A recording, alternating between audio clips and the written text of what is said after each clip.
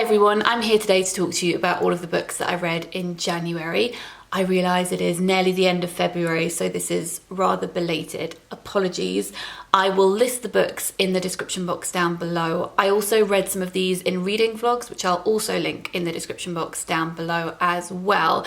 There were only a few books that I really loved in January, and otherwise a lot of them felt a bit flat to me, and I couldn't work out if that was me or the books or a combination of both. I don't know, but let's talk about it. So firstly, I filmed a reading vlog where I was making my way through all of the books that were sitting on my currently reading pile, and I use that term loosely because it had turned into a not really reading pile, a sometimes reading pile, these books have been here for several months kind of pile, and I wanted to finish those and clear out my bedside table for the new year. So this may be why, to be honest, the reading year didn't start off with a huge amount of excitement, because I was working my way through books that I had put to one side because, well, for a variety of reasons. Let me talk to you about them. Right, so the first one was one that I ended up not loving and DNFing halfway through. This is You Let Me In by Camilla Bruce.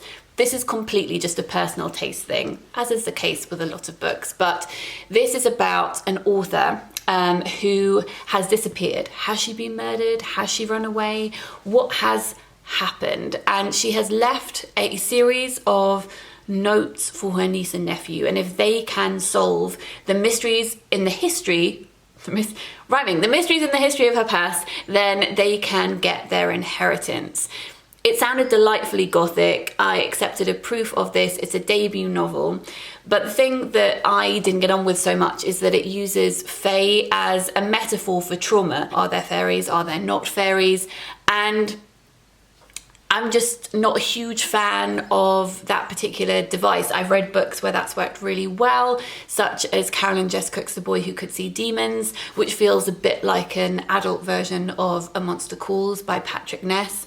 But this one just wasn't for me, and that's fine. This is going to have lots of fans and already does, and I would recommend it for people who enjoy Carolyn Jess Cook's work and also Diane Setterfield.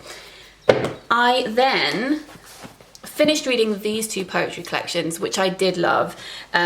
Poetry is very easy to put down, pick up again, because obviously you're reading it in short bursts, or at least you tend to. So I loved Dear Big Gods by Mona Arshi, and I also loved Magnolia by Mingya Powles. I talked about both of these books in the reading vlog that I mentioned before, so I will link those in the description box down below if you would like to go and find out more, where I talk about imagery and all of that. In that video, I also spoke about Malay Sketches by Alfian. This is a collection of short stories. And as I mentioned in that video, I was particularly fascinated by the way this book has been constructed, because Alfian is writing about the Muslim community in Singapore, and these are a series of flash fictions that intertwine and bounce off each other. So there are reoccurring characters. You'll see certain events from different points of view. He was writing these snapshots and then posting them immediately online, getting feedback from his friends, then going back and editing the story. So it's a book about community that is built out of a community, and I just thought that was fascinating to think about whilst I was reading it, as well as enjoying the book itself. But I spoke about that more in the reading vlog. I sadly didn't love The Sea Cloak and Other Stories by Nayrouz, which is translated from the Arabic by Perween Richards. I'd hoped to love this. I really admire the author, reading about the work that they do. This is set along the Gaza Strip. Did I say it was a collection of short stories? It's a collection of short stories, but I felt that so many of these were framed as this happened, then this happened, then this happened, and I really wanted to get underneath all of that. There were a few opportunities for that to happen, but on the whole it left me feeling a little bit unsatisfied, and I was very sad about it. And then I finished reading The Wilds by Julia Elliott. I bought this book years ago and I still can't get over the cover. I love it so much. This is published by Tin House. This is a beast of a book for a collection of short stories. Normally they're rather short. This one is not. The prose in here really reminds me of Karen Russell. Extremely rich, indulgent, over the top, in a theatrical fairy tale kind of way, but I love it. In fact, there is a quote from Karen Russell on the back which says, "Readers who grew up loving that fizzy, edge-of-the-lake feeling of diving into a tale will adore this book. Elliott's worlds are fully imagined and wholly immersive. Her sentences unfurl in the most surprising and glorious ways." I would 100% agree with that. Stylistically, I love this book, and it's everything that I would like a short story collection to be. However, there were repeated instances of the author using queerness, disability, and disfigurement as a metaphor for something else, not as a metaphor for villainy, nothing like that. And I also think it's interesting to use bodily difference in metaphorical ways. So for instance, in here, she talks about a local family who may or may not be werewolves, and she's using that as a metaphor for growing up and the change in our bodies. So that kind of metaphor I'm totally on board with. I'm also on board with using magical realism as a form of bodily transformation to comment on disfigurement. But what I found a little bit unsettling in this book is that often disfigurement or disability would be used as the jumping off point for a story, as something that was odd or interesting. Let's look at that, instead of let's get inside that and dissect that and think about what that means for that character. It felt very much on the periphery. So that's obviously a personal taste for me, because I really want to get into that.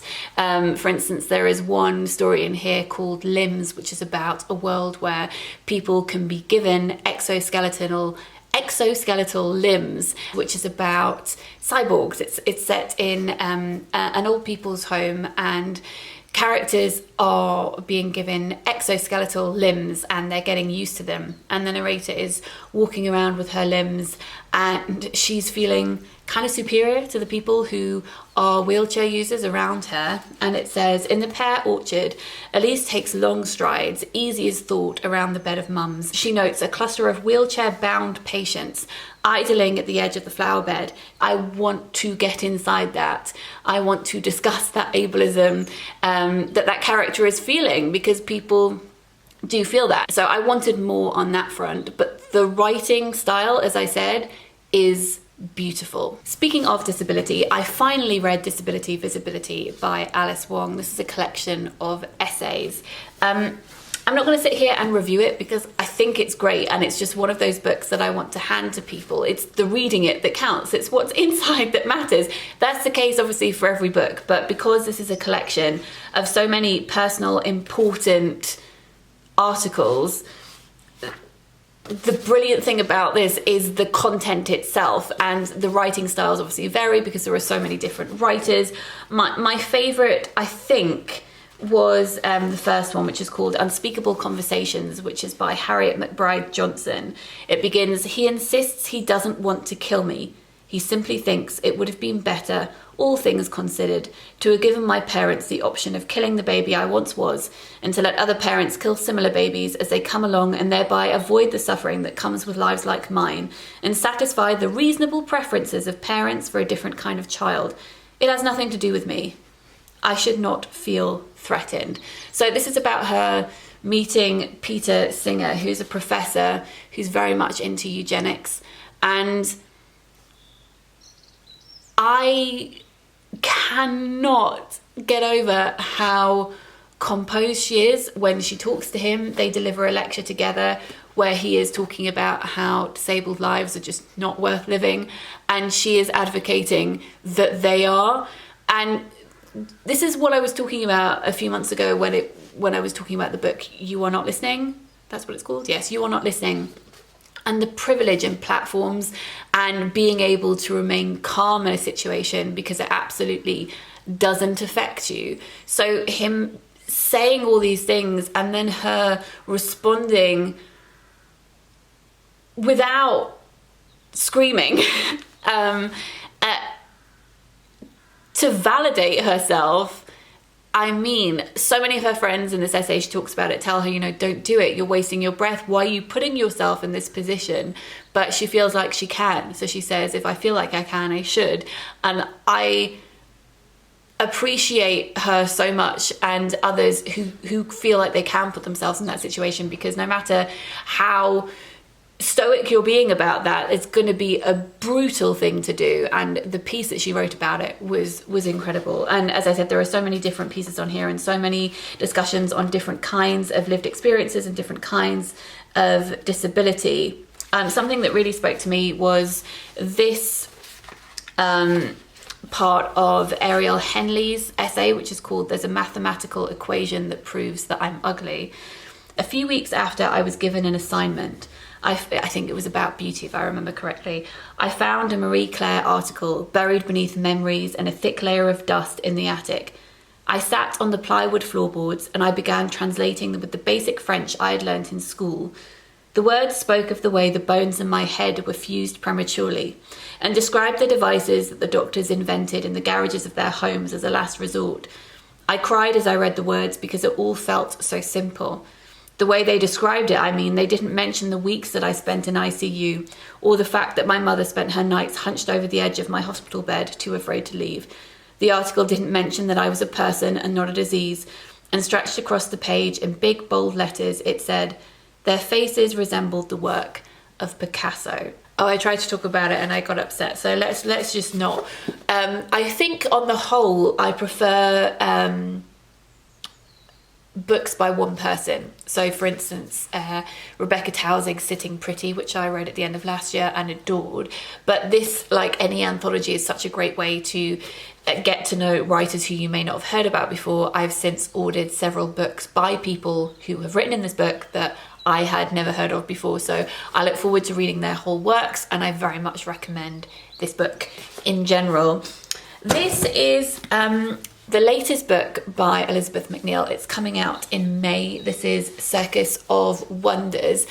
I don't feel like I can really actually review this book, which may seem like a strange thing to say because I'm holding it up in a wrap-up. But I worked with Elizabeth at the very end of her writing this book. I was her sensitivity reader because this is a book that's talking about the freak show and disfigurement and disability and the exploitation of people with disfigurements in the Victorian freak show. So she asked if I would read through her manuscript and talk to her about her main character, Nell, and other characters in this book, specifically about how they might react in certain situations and what they might feel and what they might internalize. So this is about Nell, who is sold to a circus by her father, and she is put on a billboard and she becomes the star of the circus as a leopard girl initially because she has lots of birthmarks all over her body, and then she becomes Nellie Moon and she has an act which means that she appears to be flying through the sky. She really takes her time with descriptions and she plays around with your senses and you really feel like you're there. There are lots of nods to Jane Eyre in this book, which is always something that I love, and I know that Elizabeth is a big fan of Crimson Petal and the White by Michelle Faber, like me, which also has lots of nods to Jane Eyre. So it was really fun to read this book and then to talk to her and to speak with someone who was clearly so passionate about getting things right and about learning and just listening. Like, it was a very respectful working experience, and it was a pleasure to work with her on this. I finished reading Arid Dreams by Pimwana. This is translated from the Thai by Mweepa Popsicle.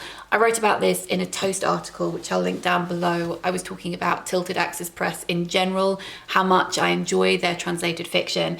My favourite story in this collection is called Wood Children, which is about a woman who desperately wants a child of her own, and she's making them out of wood. And then one day her husband brings home the son of a colleague, and she's looking at this child, becomes really attached to him, and then thinks, wait, what if I could carve a child out of you for myself? So it has this really sinister ending. And after reading this, it made me want to pick up this collection from Tilted Axis Press too. This is one of their poetry collections, which is called Desires Become Demons. It's poetry translated from the Tamil by Meena Kandasamy, and this is part of their Translating Feminisms series.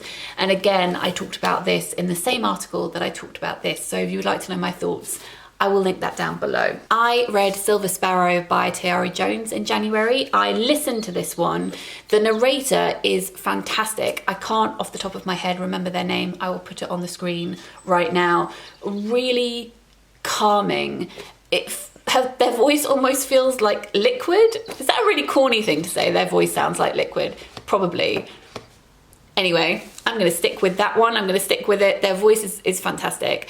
And it felt very soothing. It felt like you're sitting on a rocking chair and an older relative is telling you a story.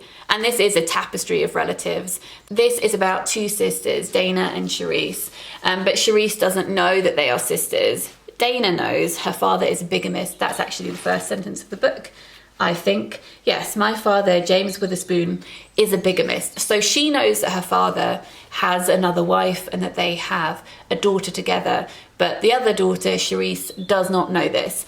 So this is about Dana and her mother stalking the other family a little bit, following them around, finding out what they can, infiltrating slightly, and also winding up her dad, but getting to know more about her father and her father's best friend. It's got pockets of joy, and it does feel like you're delving into pockets. It's like you put on a coat of a particular time period in this book, and then you put your hands in the pockets and you find a particular item and you think, well, what's that from? And the book will go, oh, that's from another period in time. Here's another coat. So you'll put that coat on, another layer, and you think, okay, this is interesting, learning about this. And then you put your hand in that pocket and you find another object, and then you're transported to another point in time. So it's always building, but so well paced. I really appreciated it. I think I preferred An American Marriage, which was the first book of hers that I read, but they were both so sturdy as books.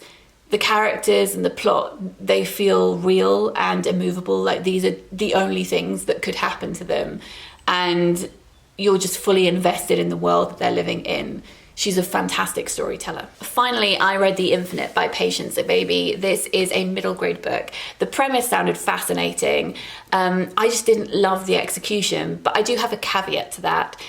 This is about a group of people who were born on the 29th of February, so on a leap year, and they have the gift. They are leaplings. They can travel through time.